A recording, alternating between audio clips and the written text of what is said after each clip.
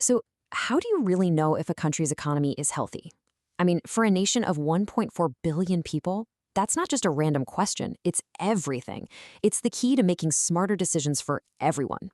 Today, we're going to dive into how India is upgrading its economic health checkup and why the old way of doing things was giving us a pretty blurry picture.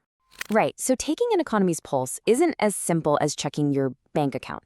You need one core number, a single vital sign that acts like a health report, telling you if the economy is growing, shrinking, or just kind of stuck. And that primary health report?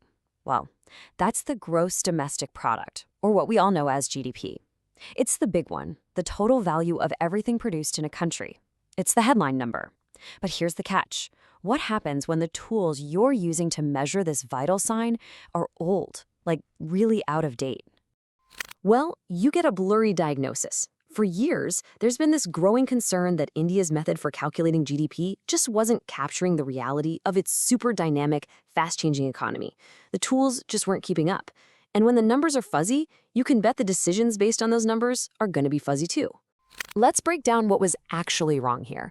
First off, the old method was based on the year 2011-12. I mean, think about that. That's like trying to navigate today's internet with a map from over a decade ago.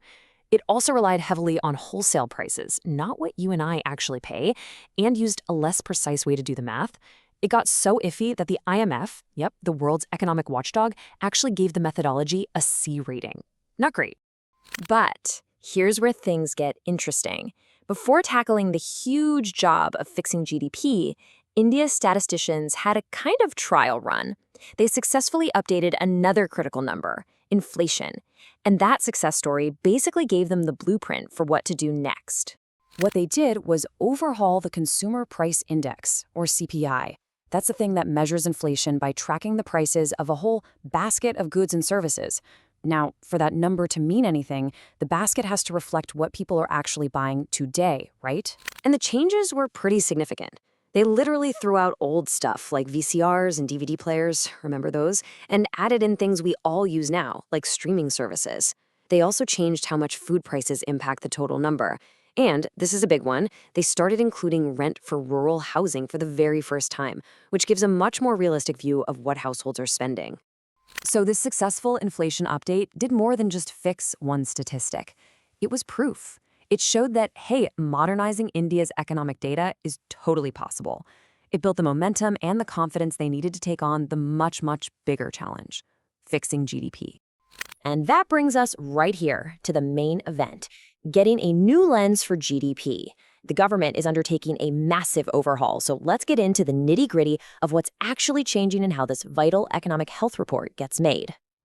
It all really boils down to three fundamental upgrades. 1, a new, much more recent base year. 2, tapping into a whole wealth of modern data. And 3, adopting a smarter, more accurate way to calculate everything. Okay, let's take these one by one. All right, first up, the base year. The new GDP numbers, which we expect to see in 2026, will be benchmarked to the financial year 2022-23. Right away, that makes a world of difference. It means the data will finally capture the huge shifts in technology, consumption, and industry that have happened since the last update. Next, let's talk about the data itself, because it's getting a serious upgrade. The new system will use data from the Goods and Services Tax, the GST, to get a much sharper picture of state-level economies. They'll also use corporate filings to see exactly where value is being created. And maybe most importantly, new surveys are going to shine a much better light on the massive informal sector, which has always been a huge blind spot. But perhaps the biggest technical change is in the method. The new framework is going to expand the use of a technique called double deflation. Now, I know, that sounds super complicated, but stick with me. The concept is actually pretty straightforward, and it's a total game changer for accuracy. See, the old method often just adjusted a company's final product for inflation. Double deflation is much smarter. It adjusts both the price of what a company sells, its output, and the cost of everything it had to buy to make that product, its inputs. This gives you a much, much truer picture of the actual value added, which is really the heart of what GDP is all about.